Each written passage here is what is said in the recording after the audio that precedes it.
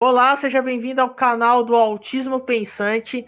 Eu sou o Ricardo e eu sou autista. No vídeo de hoje a gente vai falar um pouco sobre autismo, mercado de trabalho, neurodiversidade e tudo mais.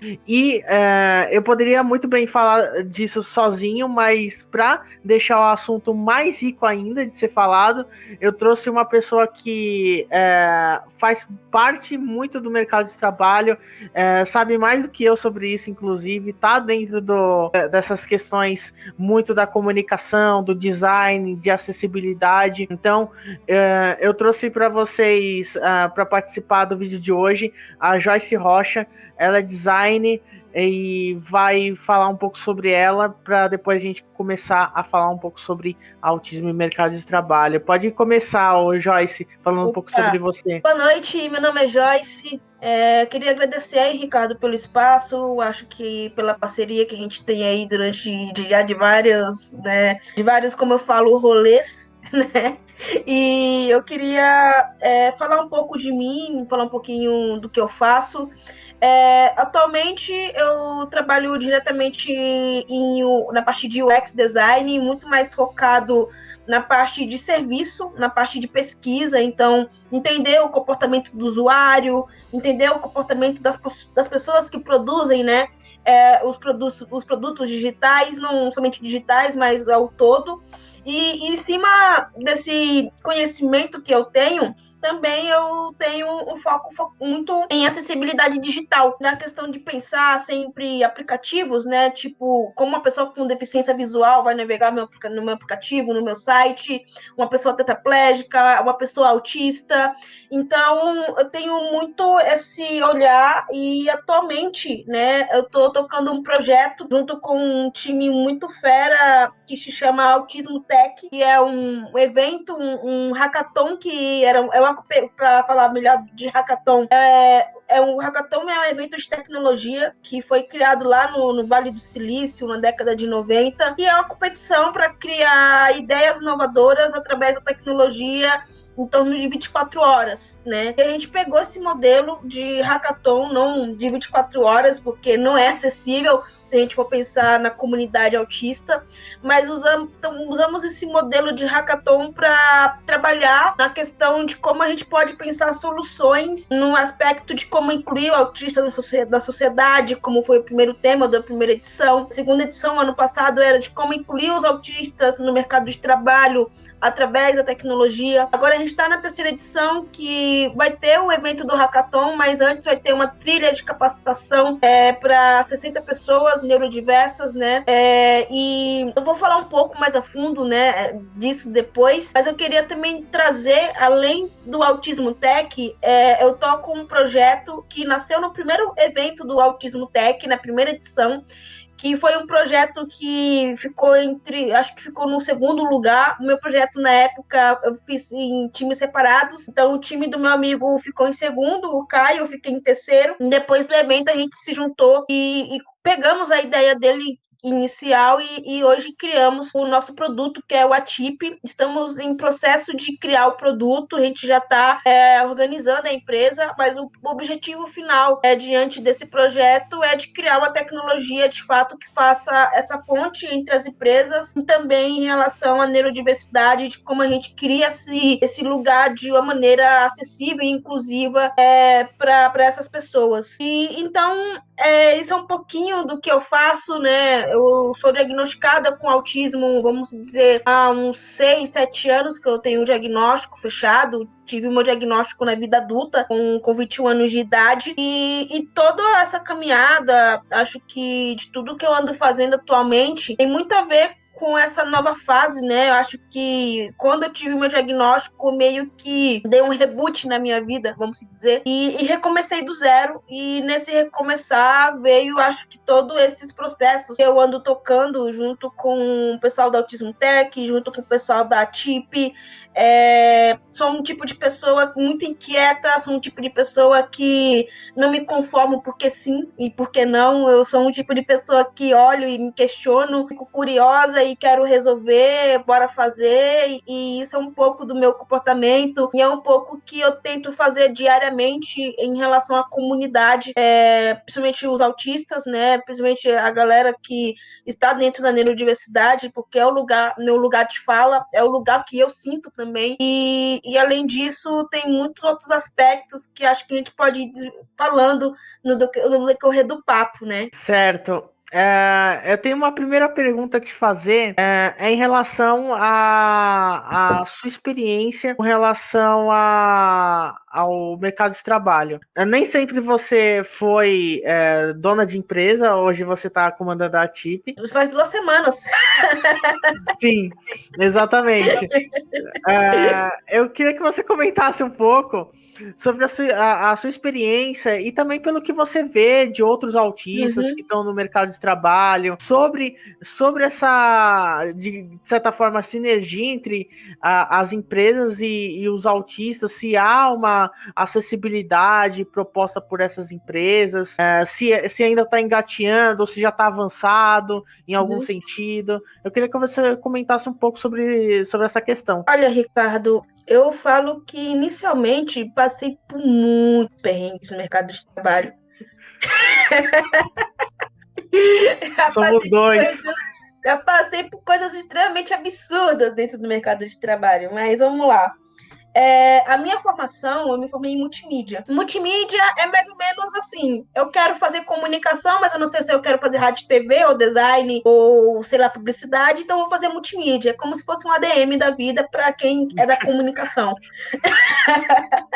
É mais ou menos isso, né? Tipo, eu vou lá aprender animação, acordar, fazer design, vou animar, fazer um monte de coisa. Então, a galera me chama a garota multiuso. Me chamou para produzir música, me chamou para gravar um curta, fazer qualquer coisa, atuar, dançar, eu tô dentro, assim, sabe? Eu só colo. E, e nessa questão de fazer muitas coisas, aos poucos eu fui me encontrando no universo do design, né? Então aí eu consegui me aprofundar na parte de comunicação visual, e nessa de me aprofundar na parte de comunicação visual, eu trabalhei num período de 5 anos nesse universo de criar marca, criar apresentações corporativas, criar sites tipo web design naquela época, né? Tipo, mexer com WordPress, aquela coisa toda. E aí, dentro desse universo, assim que eu terminei as minhas formações, depois da minha graduação, estava fazendo curso técnico, porque, como eu falei, multimídia faz tudo, mas eu terminei, eu não sabia o que ia fazer da vida, e eu comecei a fazer um técnico de comunicação visual, e isso me deu um norte. E aí, já no técnico, eu já fiz estágio, né? Eu fiz um estágio numa agência de publicidade, de marketing digital, marketing digital, né? Era bem pequeno, eu acho que era a única funcionária. E nessa eu comecei a adquirir experiência. E eu me lembro que quando eu fui fazer a entrevista nessa agência, eu tinha pouco tempo o diagnóstico, acho que em torno de 5, 7 meses, por aí. E sei lá, eu conversei lá com o meu antigo chefe, e do nada, eu não tinha falado isso nas outras entrevistas, mas do nada eu me sentia à vontade de falar isso pra ele. Acho que foi a sinergia, algo do tipo, assim, que acabou dando certo. E aí ele falou, não, beleza, tipo, eu vou te contratar pelo teu currículo e portfólio. Não... Porque, tipo, você tem uma característica. Minha esposa, ela é psicóloga. Eu vejo ela muito trabalhando com os autistas. Então, é uma coisa que eu não tenho tanto desconhecimento, assim. Não conheço muito sobre autismo, mas eu não vejo com maus olhos, né? Tipo, com certos preconceitos, como as pessoas veem, né? E aí, eu me lembro que ele me chamou para trabalhar lá, então eu comecei a estagiar e depois eu fui efetivada. E essa primeira experiência foi muito positiva, porque ele era uma pessoa, o meu antigo chefe, e ele era muito aberto, assim, para diálogo. Então, tipo, já na primeira experiência, eu já tive uma experiência bem positiva. Só que aí, depois, a agência entrou em crise e acabei sendo demitida por questões de custos, de valores, né? E eu fiquei aí 6 meses procurando trampo na área. E, tipo, era muito difícil, porque foi uma época também que eu estava começando a entender o diagnóstico, então eu via a questão de ser PCD de uma maneira extremamente negativa ainda, né? Porque a gente tem esse olhar pejorativo, né? De ter deficiência. Então eu não me sentia confortável em me candidatar em vaga de cotas. Só que chegou no momento que eu estava passando por uma necessidade, por um perrengue financeiro, e aí eu falei, cara, eu vou ter que tirar para todos os lados. E aí eu me candidatei para vaga de PCD. E aí nessa surgiu uma oportunidade de trabalhar numa multinacional, de corretoria, de imóveis prediais, e eu fui para lá trabalhar na parte de marketing, e aí nos primeiros meses foi um paraíso, porque o pessoal gostava da minha entregável, o pessoal gostava do que eu fazia. Só que nessa questão do pessoal gostar muito do meu trabalho, eu fui demandada mais do que devia, né? E acho que tem aquela questão de sobrecarga, né? De demandas que a gente tem. Naquela época eu não tinha tanto conhecimento como hoje, né? E aí pegava que às vezes eu tinha que fazer apresentações corporativas, e aí eu fazia nível tipo The Flash, assim, rápido e bom. Só que foi demandando. E, tipo, tava esgotado e não conseguia parar. E era tão insano, assim, que às vezes, eu parava no café e demorava uns 30 minutos e depois o pessoal vinha me encher o saco, saca? Como assim você não tá na mesa produzindo? E eu já tava de saco cheio. E nisso eu tive burnout. Nessa de ter burnout, tive uma ideação suicida. E eu falei, vou dar um pé no freio. E aí eu meio que pedi uma licença médica de 5 dias. E aí quando eu voltei, no dia que eu voltei, me demitiram. E aí foi um perrengue que eu passei, assim, real. E aí quando eu saí dessa empresa, eu saí expectativa zero, assim, sabe? Eu falei, putz, se nas empresas, se uma vaga de cota de PCD é assim, imagine no todo, né? Tipo, não quiseram adaptar pra mim. Tipo, na primeira barreira, eles foram lá e demitiram. Então, eu já não tava com expectativas tão positivas. Mas eu fui seguindo a vida. Só que nessa de seguir a vida, eu sentia que eu tinha aquele estresse pós-traumático depois que você passa. Então, qualquer coisa que eu fazia, parecia que era um gatilho daquilo que eu passei lá atrás, né? Vinha minha chefe me cobrando, via aquelas lembranças pesadas e aquilo Sei bem como é isso. me deixava em um nível de ansiedade, Ricardo, assim, que eu ficava muito pilhada, muito pilhada. E aí, quando eu cheguei no Comitê Paralímpico, que foi a minha última experiência como design gráfico, né? Eu tinha muito disso, muito desses gatilhos. E eu ficava muito mal. E eu tinha muita vergonha, porque da última vez que eu tinha falado, as pessoas não me acolheram. E então eu tinha medo que isso pudesse repetir, né? Só que teve um dia que não deu. E eu desabei na frente da minha chefe. E aí nessa de desabar, eu contei a real pra ela, né? O que de fato tinha acontecido. E ela falou assim, Joyce, pode chorar e, tipo, meu, você é uma pessoa com deficiência e você precisa de adaptação. E, tipo, pelo menos na minha visão, trabalhando no Comitê Paralímpico Brasileiro, se você precisa de adaptação, você vai ter adaptação. Tipo, eu não sei como vai ser, mas a gente vai dar um jeito. E aí, depois que eu tive essa conversa com a minha chefe, ela mesma começou, tipo, perguntar pra mim. Ela não entendia nada de autismo, essa minha gestora. Só que ela começou a perguntar pra mim coisas, eu fui compartilhando material e ela, nessa, também conversou com a minha antiga supervisora e, tipo, elas fizeram um plano de ação. Eu descobri esse plano de ação depois que eu saí do comitê. Aí ela me contou, assim, que no backstage, nos bastidores, eles fizeram todo um trabalho entre o meu time lá para eu conseguir, de fato, sentir confortável. E aí, a partir do momento que eu senti confortável, diante de algumas adaptações, as coisas começaram a fluir de uma maneira bem positiva. E o que foram essas adaptações, né? Como eu já sabia que eu tinha uma produção rápida, mas eu me cansava, então de uma produção para outra eu tinha que ter um descanso. Então, o que a minha gestora fez? Como a gente produzia muitos eventos dentro do comitê, e tinha eventos para ontem, tinha eventos lá para 2, 3 meses depois, 6 meses. Então, o que ela fez? Ela pegou tudo e, tipo, tinha um prazo mais longo para eu produzir. O que era para ontem, as outras pessoas produziam. E aí, tipo, o negócio fluiu muito, não somente no meu trabalho, mas a equipe toda se beneficiou com essa adaptação, porque eu produzia todos os eventos anteriores e o que chegava para ontem me estava tranquilo para conseguir produzir com qualidade, né? E foi muito assim, acho que um ponto. E uma outra coisa que tipo, o pessoal fala, já, você sempre tem que falar isso no lugar que você fala de experiência. Quando a gente fala de sobrecarga, a gente fala, né, de uma estafa mental, às vezes, né, de tanta coisa que a gente recebe de informação. E uma coisa que eu descobri, até por conselho do meu psiquiatra, né, ele sempre falava, Joyce, quando eu tô muito agitado, meu psiquiatra também é neurodiverso.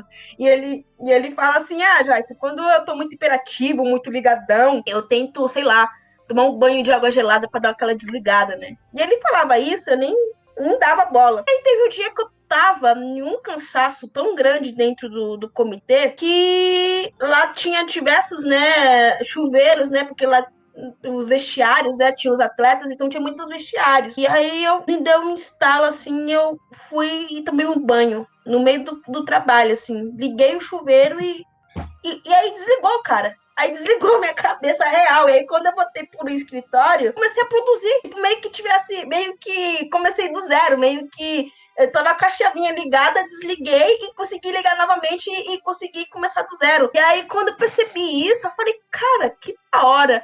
Aí eu cheguei pra minha chefe na época e falei, Amanda, eu descobri uma coisa nova aqui. Aí eu contei pra ela que eu tinha feito. Aí eu falei, será que rola? É tipo, quando precisar tomar banho, quando no meio do expediente, lá, tipo, eu empregado pra você e pra equipe, beleza. E isso foi uma adaptação que a gente acabou encontrando no meio do caminho. É uma coisa extremamente fora do padrão, do comum, mas quando a gente fala de autismo, né, a gente fala de condições muito particular e invisível, né? E que cada um vai ter um suporte diferente. E esses suportes, ele é muito variado, né? Igual essa ideia do banho para outra pessoa do espectro não funcione. Mas para mim funcionou, né? E então, isso foram coisas muito positivas que eu tive. Então, foi positivo, acho que eu ter tido os dois lados da moeda de experiência, tanto no aspecto positivo como no aspecto negativo. Porque até hoje o pessoal que foram abusivos comigo em relação a tudo que aconteceu, eles acham que eles não fizeram nada de errado. E eu achava que eu tinha sido errada por muito tempo. E eu agradeço muito por ter tido experiências bem positivas no comitê em relação a isso. E isso me deu um empoderamento muito grande para eu ter outras experiências. Teve um momento que eu falei, assim, que eu senti que não dava mais para trabalhar mais no comitê e nem por causa do ambiente em si. Era porque eu queria crescer profissionalmente, né? E aí eu queria muito ir para a UX por diversos fatores, né? Tem um fator que eu queria migrar de área, porque eu queria, de fato, trabalhar com UX design. Tem um outro fator que acho que pouca gente sabe, mas há pouco tempo eu descobri que eu tenho uma doença na córnea, que é o ceratocone. Não sei se eu contei isso para você, Ricardo.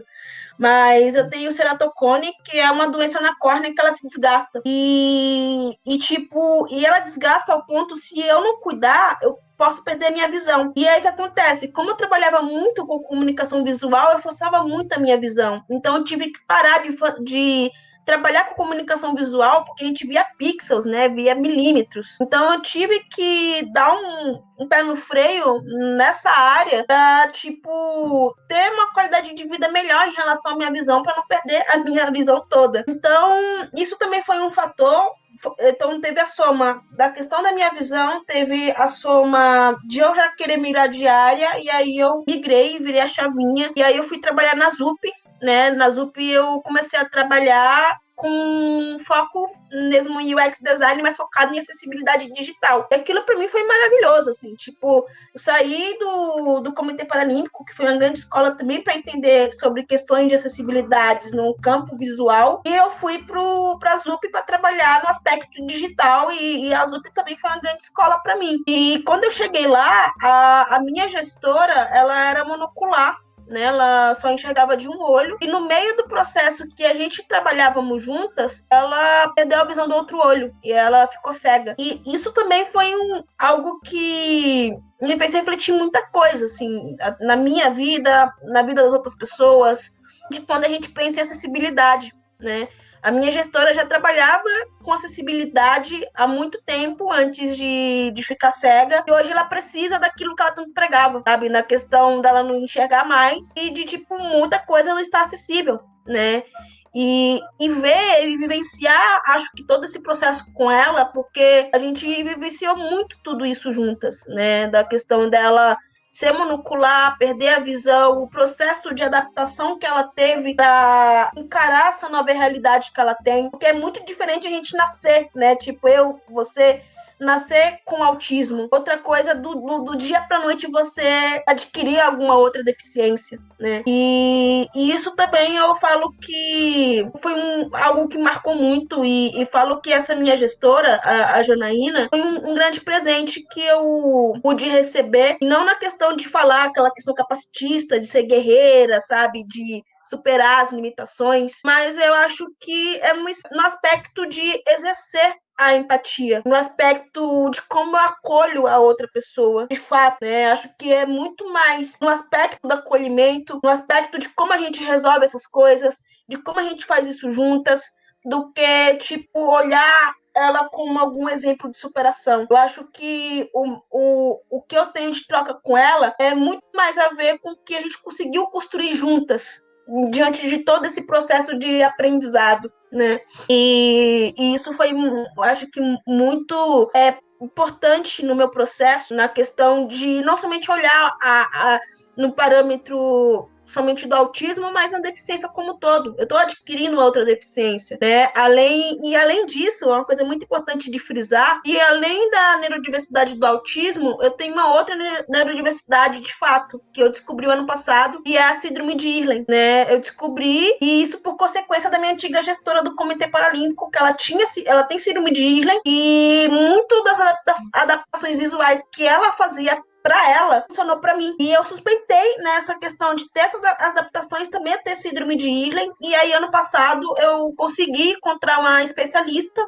aqui em São Paulo, e eu consegui fechar meu diagnóstico de síndrome de Irlen. Eu não sei se a galera tá ligada o que é, mas é um problema cognitivo que também tá no aspecto da neurodiversidade e afeta diretamente a nossa visão. Então, a síndrome de Irlen, ela causa uma fotossensibilidade muito grande, de entrada de muita luz. E, consequentemente, a entrada de muita luz que está nos nossos olhos faz com que a gente leia as palavras, as letras de uma maneira diferente. É meio que elas estão se movimentando o tempo todo, sabe? Elas não ficam paradas. E existem lentes específicas que ajudam na paralisação dessas palavras, dessas letras. E foi muito engraçado, assim, que no dia que eu fiz o exame da síndrome de Irlen, tinha lá o exame que dava diversas lentes, porque são lentes coloridas, e aí cada olho vai pegar uma cor diferente ou alguma adaptação diferente para ter uma melhor leitura. E aí, quando colocou lá roxo com lilás com rosa, uma coisa assim, pela primeira vez eu consegui olhar as letras paradas. E foi muito, assim, bizarro, porque até aquele momento eu achava que o mundo era de uma outra maneira. É como se o daltônico, saca? Eu pegasse aquele óculos e olhasse o mundo com todas as cores. Foi a mesma sensação quando eu coloquei as lentes e as letras pararam. E isso foi algo que me marcou muito e é uma coisa que eu descobri com o meu médico, né? Acho que com todo esse processo que eu tive, e são suspeitas que tanto eu e meu médico valida, meu oftalmo, que a minha síndrome de Irlen influenciou eu adquirir o ceratocone, porque como entra muita luz, os nossos olhos ficam muito irritados, então eu tinha muita mania de coçar o olho, muita mania. E a ceratocone, na maioria das vezes, ela é adquirida por causa disso, de coçar o olho, e nessa vai desgastando a córnea, e aí adquire o ceratocone, né? Então a gente acredita que esse caminho fez com que eu adquirisse o ceratocone. Então, sou uma pessoa, né, aqui com diversas experiências no mercado de trabalho e no meio desse processo descobriu outras características, outras neurodiversidades, outras adaptações, e isso foi um pouco do que eu tive nessa época de experiência. E agora eu tô entrando numa experiência nova, que é agora empreender, né? A gente tá com esse projeto aí que vamos começar a empreender há 2 anos, e agora a gente conseguiu um financiamento para a gente voar mais, né, com com o nosso projeto, e isso é muito por consequência tanto do Autismo Tech, que foram diversas experimentações que a gente fez, e também dentro do Autismo Tech a gente estava construindo paralelamente o nosso produto, né? E aí, o Autismo Tech, como eu falei, foi uma iniciativa que nasceu na FIAP, uma faculdade de tecnologia aqui em São Paulo, em parceria com o Hospital Psiquiátrico Felipe Pinel, que fica lá em Pirituba. E o Guilherme, que é head de relacionamentos lá da FIAP, ele conheceu o Hospital Pinel e ele teve a iniciativa de fazer um hackathon lá dentro do hospital. E aí eu participei do evento, tanto na competição em si, como também dando palestra. E aí, quando eu fui dar palestra nessa primeira edição, eu meio que levei um questionamento, né? Além de mim, quantos autistas tinha no evento, né? E não tinha mais ninguém a não ser eu. E aí, pra mim, não faz sentido, né? Até pensando no conceito de experiência do usuário, né? Quando a gente constrói serviço, produto para alguém, a gente precisa ter o contato com o usuário direto. Não dá para a gente fazer com um terceiro que não vai usar aquilo que a gente tá solucionando, produzindo. E era um hackathon que ia produzir produtos e serviços para os autistas. Mas quem estava muito lá era pais, né, familiares, profissionais. Mas eles não vão usar no final. Quem vai usar é o autista e não são eles, né? E foi esse questionamento que eu levei, né? O quanto tem de representatividade. Não faz sentido, tipo, eu criar um tênis ou algo do tipo para uma pessoa amputada e eu vou falar com o pai ou a mãe dela. Sei lá, uma roupa, né? Tipo, não faz sentido nenhum isso.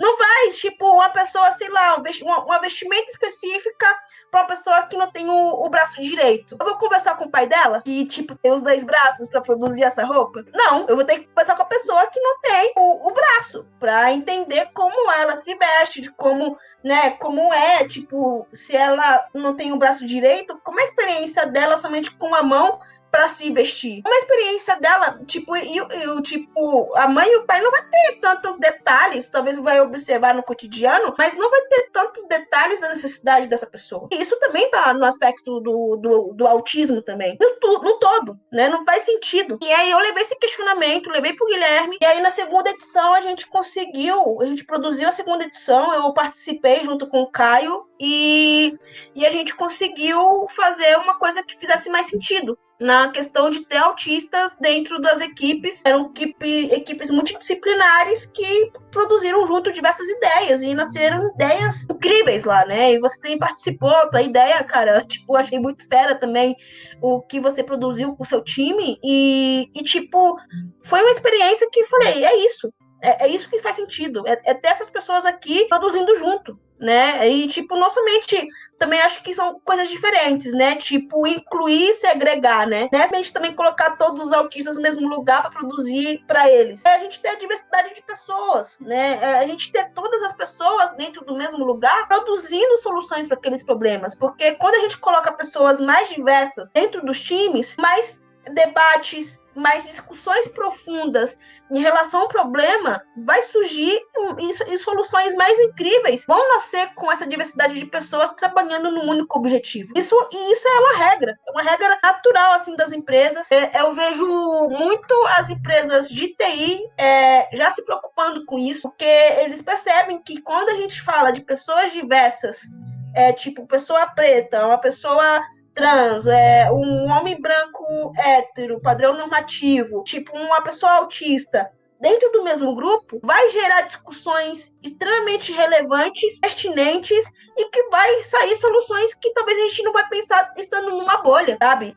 Estando numa bolha única. E aí eu trago o exemplo aí do Clubhouse, né? Que eu acho que é a grande polêmica da questão de falta de acessibilidade ou algo do tipo. A pergunta é, se desde o começo da ideação do projeto tivesse uma pessoa surda lá, será que o Clubhouse seria do jeito que é hoje? Se a gente pensasse colocar outros recortes sociais desses grupos, será que o Clubhouse seria o que é hoje?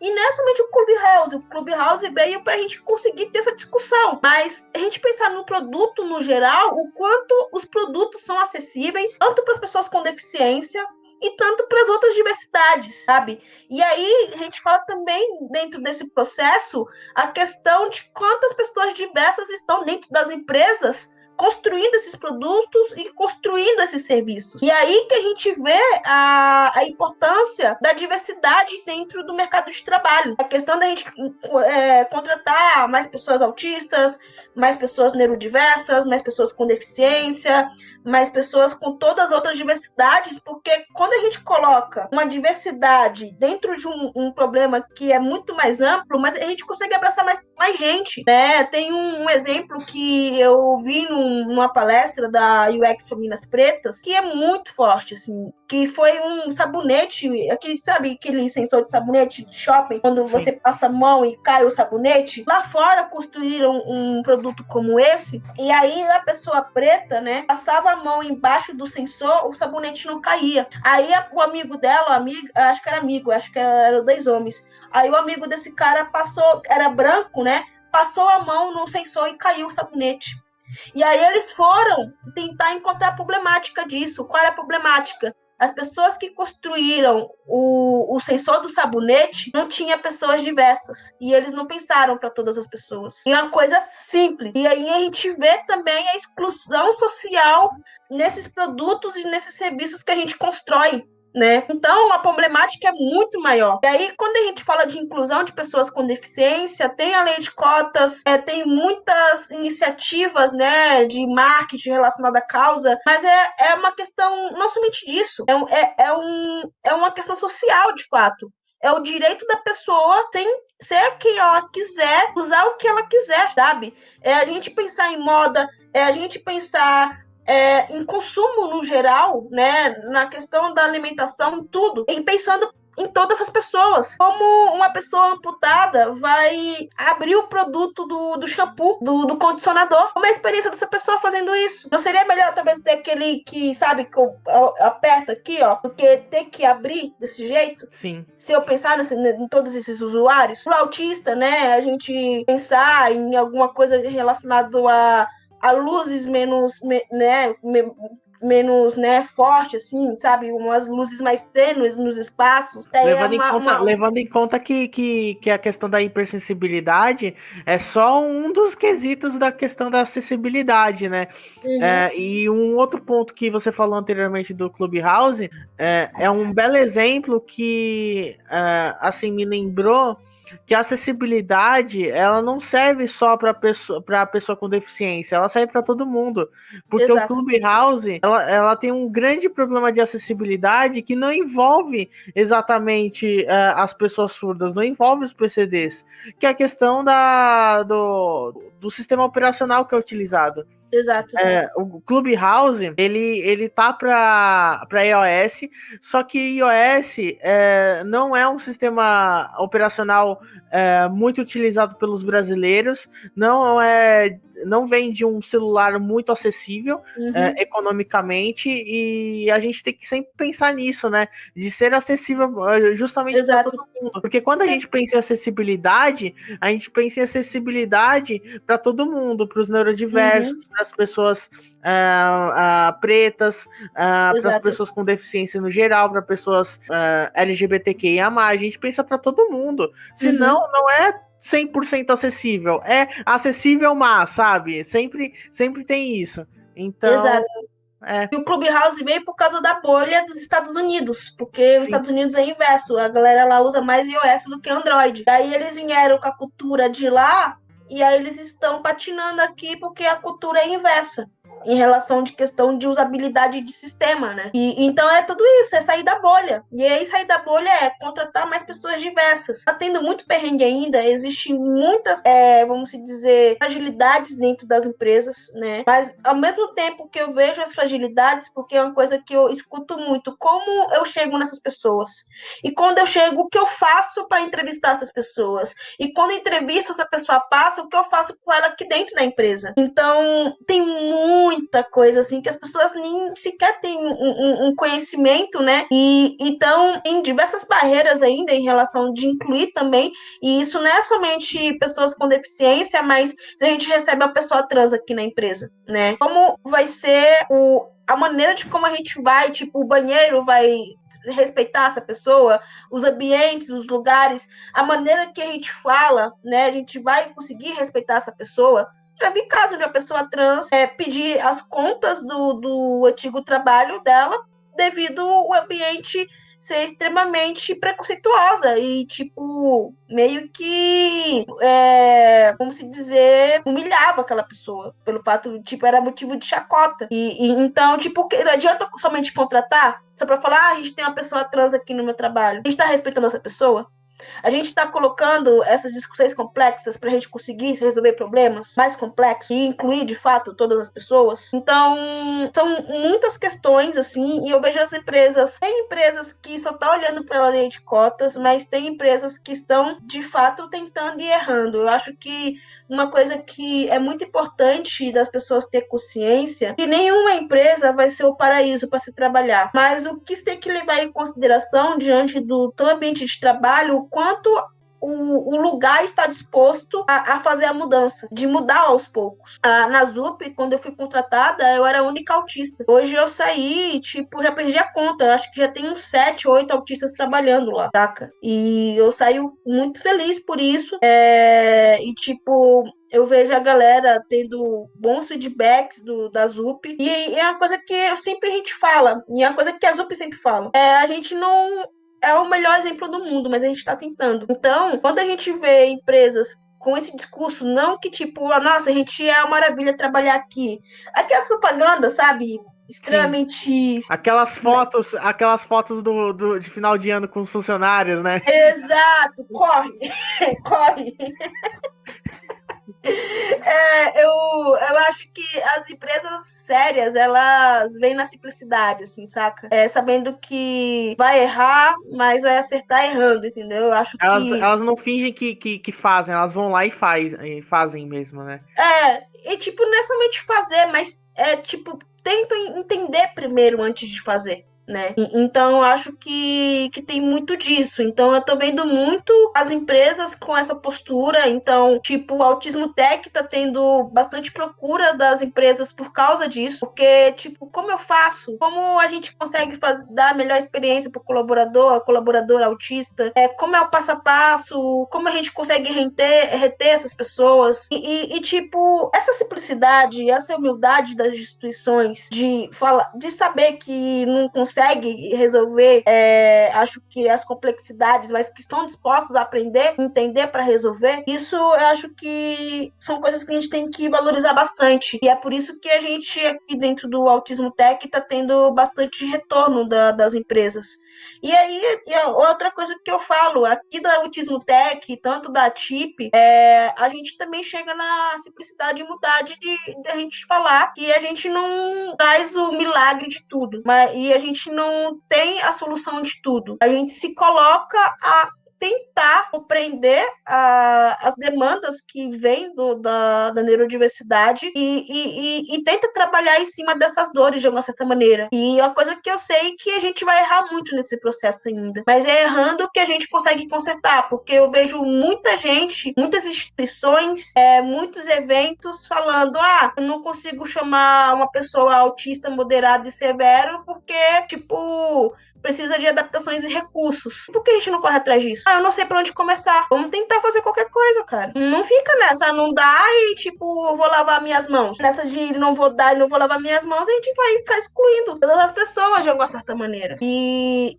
Tipo, a gente não sabe, tipo, o caminho das pedras. Mas a gente tá tentando. Tipo, a gente chega para uma pessoa que tem algum autismo mais moderado para severo, a gente pergunta pro pai ou pra mãe, ou pergunta pra pessoa que às vezes tem outro recurso, alguma tecnologia assistida, e pergunta como é a melhor maneira de como você vai se sentir confortável quando a gente abordar você. Porque aquela pessoa já passou por tanta coisa, mesmo dependendo do grau dela, que a vivência dela vai responder muita coisa do que a gente pode adaptar. E isso aconteceu muito aqui no Autismo Tech. Teve um caso que uma autista, ela é oralizada, ela se comunica, mas ela não se sente confortável de se comunicar verbalmente. Então ela só se comunica por texto. E aí eu cheguei para ela e perguntei.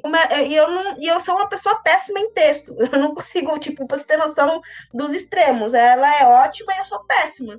Pra mim é tudo recurso de áudio. Só que eu perguntei pra ela, qual é a melhor maneira pra você conseguir conversar com a gente? É texto. Então eu chamei meu amigo que é bom de texto. Falei, Caião, vamos eu e você, se tiver BO de peço socorro, mas vamos que vamos. A gente fez toda a entrevista dessa pessoa pelo WhatsApp, por texto. Perguntava, ela respondia. Demorado foi, mas eu saí daquele piloto automático, porque trabalhando com pesquisa, eu ligo a câmera ou, tipo, ligo pra pessoa e falo, né, por fala. E, tipo, ela teve que ser adaptado. E a gente foi no se vira nos 30, sabe? Tipo, no que dava. E essa pessoa se sentiu muito... ela ficou muito feliz, muito contente pelo fato da maneira que a gente tentou fazer isso. Porque ela é uma pessoa ativista da causa e muitas vezes ela não é chamada para eventos de autismo, como está acontecendo agora em abril, porque ela não se comunica verbalmente e as pessoas exigem dela que ela se comunique verbalmente. E por que a gente não pode adaptar e dar um outro recurso, outra maneira para se comunicar dentro desse evento? Por que a gente tem que fechar as portas, né? Porque a gente faz evento de autismo e eu me lembro de uma vez, ano ano retrasado, um evento sobre autismo, as pessoas lá se comunicando sobre autismo e eles estavam desconfortáveis porque tinha um autista adulto severo fazendo stints. Nossa! Tipo, sério, cara, foi bizarro o negócio. Foi bizarro o negócio, saca? E, tipo, pra mim isso não faz sentido. Tipo... Esse tipo de propaganda, né, que acho que é muito propaganda, é muito tipo como ganhar dinheiro em cima do autismo, esse tipo de coisa é uma coisa que não cola pra mim. Eu vejo assim que o nosso trabalho que a gente faz hoje, a gente sempre faz muito na humildade, de tipo reconhecer que a gente falha, de reconhecer que a gente não somos os donos da razão, que a gente não vai ter a solução de salvar o mundo, mas que a gente está tentando. A gente não sabe onde a gente vai chegar com tudo que a gente está fazendo, tanto com o Autismo Tech, tanto com a TIP, mas a gente está tentando. E a gente não quer dar milagres para as pessoas. A gente só quer dar esperança para as pessoas conseguirem continuar no processo delas. Dar esperança de que todas as pessoas podem ser incluídas onde elas quiserem estar, quer ser incluídas. Da esperança de elas terem empoderamento em relação ao que elas são, saca? E isso, acho que não tem muita coisa para técnica. É questão de ser simpático, é questão de ser empática, é questão de ser sensível, é questão de saber ouvir, de desligar qualquer visão que eu tenho sobre autismo e ouvir a demanda da outra pessoa. Porque o meu autismo é diferente do autismo da outra pessoa. Não dá para eu simplesmente achar que tudo é acessível devido à minha experiência como autista. Isso não faz sentido, é um espectro, é uma diversidade muito grande. E o quanto, né, as instituições pegam tanto a questão da qualidade de vida do autismo, estão, de fato, desligando, acho que tantas questões, até mesmo conhecimentos técnicos, para você se conectar de fato com outra pessoa. Essa conexão verdadeira com as pessoas. O quanto a gente está fazendo isso, né, a comunidade como um todo. Porque é uma coisa que eu vejo muito, hoje não escuto tanto, mas eu já tive que escutar de familiares: você não representa a causa porque você não representa o meu filho, porque ele não é oralizado. Um argumento clássico isso. Não, sabe o que eu falo sempre? Eu sempre falo, cara, não faz sentido essa pessoa pedir empatia pro filho ou pra filha dela se ela não pratica empatia. Não adianta essa pessoa pedir pra ser acolhida diante das dores dela se ela não consegue fazer isso com as outras pessoas. Você só tem a capacidade de conseguir a empatia de alguém se você praticar também. Não adianta você se sentir machucada ou machucado por ser julgado se você é a primeira a julgar. Não adianta. Não adianta o pai ou a mãe vir me atacar porque eu sou um autista que me comunica bem, que falo da comunidade, e vir me atacar dessa maneira e depois querer pedir para que eu acolha o filho ou a filha dela. Eu vou acolher. Diferente do que essa pessoa faz comigo, eu vou acolher. Mas não adianta essa pessoa exigir, tipo, falar dessa maneira comigo sem ela entender a dor e a fragilidade que eu tive na minha caminhada. Pra eu estar aqui, eu tive, acho que 4 ideações suicidas, cara, na minha vida. Quantas vezes eu já quis desistir de tudo, largar tudo, porque simplesmente não tinha fé nem esperança. E ninguém sentiu isso. Eu senti. Então, em relação a isso que eu já passei na minha vida, o que eu peço para toda a comunidade, tanto de pai, tanto de autistas, tanto de mães, tanto de profissionais, respeitem a história do outro. Não se ache melhor ou pior porque, tipo, eu tenho o conhecimento X ou tenho a vivência X. Não é o conhecimento e não é a vivência que vai meio que classificar o que é melhor, o que é pior. Vai ser o quanto eu consigo receber do outro, o quanto eu consigo acolher o outro e o quanto eu consigo me acolher também dentro desses processos. Porque a pessoa que ataca é uma pessoa que não consegue se acolher, é uma pessoa que não consegue trabalhar a si mesma, demandas tão complexas e dores tão latentes e por ser tão grande, tem que atacar outra pessoa. E, tipo, pra mim isso não faz sentido, sabe? Eu sou um tipo de pessoa, Ricardo, assim, raramente, tipo, eu faço live, raramente publico algo. E, pessoal, Joyce, como você, tipo, por que você não faz tanto isso? Eu falo, eu prezo a minha saúde mental, cara. Eu prezo a minha saúde mental. Eu prezo uma boa alimentação, eu prezo uma atividade física, eu prezo fazer, agora não dá pra fazer, mas, tipo, esse final de semana mesmo, tive encontro online com os meus amigos da época do teatro. Eu prezo a minha vida. Tipo, eu tenho uma vida além do ativismo e eu tenho que me cuidar. Tipo, uma coisa que eu tenho consciência. Não adianta eu querer cuidar de uma comunidade e cuidar de outras pessoas se eu não cuido de mim. Então, raramente as pessoas vão me ver, tipo, 24 horas por dia publicando alguma coisa porque eu vou estar cuidando de mim. O quanto eu tô ausente nas redes é porque eu tô cuidando de mim e quando tem um espaço igual a gente tá tendo agora, tipo, pra poder falar de boa e dormir sem ficar esgotada, saca? Porque o que eu mais vejo também, e aí é um conselho para todos os autistas, tem live hoje, tem live amanhã, tem live depois da manhã, tem live 3 vezes ao dia, e tipo, e aí o esgotamento mental? Eu vejo muita gente da comunidade tipo, tô esgotada de tanta coisa. Se respeitem, taca? Tipo, marca pro mês que vem. É isso que eu tô fazendo. Tem um monte de gente aqui me mandando mensagem. Eu falo, ó, eu só consigo daqui pra frente, não sei, dia. Tipo, por quê? Porque eu preciso aquilo. Não adianta querer acolher o outro se eu não me acolho. E esse tipo de ação é a maneira de me acolher e respeitar as minhas demandas. Quando eu terminar aqui contigo, cara, eu vou dormir e vida que segue. E, tipo, claro que vai ter dias que eu vou esgotar mentalmente, porque vai ter demandas que vai exigir mais de mim. Mas isso não pode virar regra, isso não pode virar uma rotina, sabe? Tem que ser esporádico. E isso é uma coisa que eu dou, assim, de conselho real pros autistas que puderem assistir a live e me ouvir. Faça aquilo que é possível, sabe? Às vezes extrapolem, mas isso não vira regra, não vira rotina, porque nada é mais importante do que o nosso bem-estar. E isso eu aprendi da pior maneira, e isso é uma coisa que é muito importante para a comunidade, já que a gente quer um protagonismo, para a gente conseguir o protagonismo, a gente tem que saber se respeitar primeiro. E o protagonismo é consequência, acho que, desse autorrespeito também que a gente tem com a gente, né? Então, acho que isso é muito importante. De passar diretamente para a comunidade, diretamente para os autistas, de fato. Porque eu vejo muito autista fazendo milhares de coisas, esgotado, tendo burnout, tendo meltdown, e a gente pode evitar. A gente não precisa, tipo, provar para todo mundo o quanto a gente é capaz. Eu tenho muito isso na minha cabeça. Eu não quero provar para ninguém o que eu sou capaz. Eu não quero provar nada para ninguém, nem para mim. Eu só quero fazer. Eu sou eu sou a pessoa fazedora de coisas. Eu só faço, eu não penso em consequência, eu não penso se vai ser positivo ou negativo, eu só faço. E esse fazer vai ter, tipo, aquela lógica, ação e reação. Eu tenho ação, a reação disso vai ter. Eu não fico esperando. Eu sei que vai ter, então eu faço, mas me respeitando. E isso que é importante dentro da comunidade. Porque eu vejo muita gente querendo fazer um monte de coisa ao mesmo tempo, com expectativa de ter retorno, aí o retorno não vem, frustra, né? E tipo, e aí, como eu sigo? Aí, às vezes, eu tenho que dar aquela parada de um mês, recompor as energias, depois voltar novamente. Tipo, cara, quanto é saudável isso? Quanto vale a pena isso, né? Então, isso é uma coisa muito importante que eu quero deixar aí de mensagem para a comunidade, assim, sabe? Sim, certo. Depois dessa dissertação, que foi muito boa, inclusive. Depois dessa dissertação, a gente vai terminando por aqui. Claro que a Joyce com certeza vai aparecer mais vezes no canal. Posso conversar com ela futuramente sobre outras questões, não só o mercado de trabalho, enfim. Mas Espero muito que você tenha gostado do vídeo de hoje. Não esqueça de se inscrever no canal. E Joyce, fale pra gente onde encontrar você, as suas mídias sociais.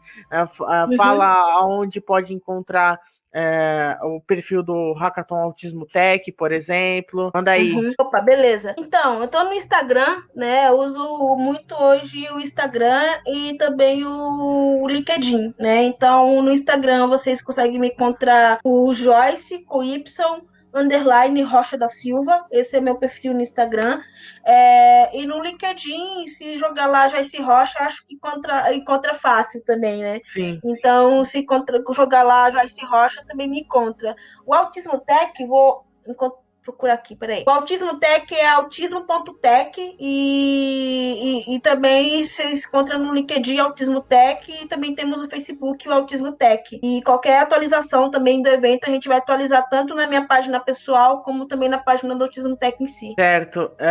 Muito obrigado por você ter participado dessa conversa, Joyce. Na verdade, conversa é eufemismo, né? Enfim,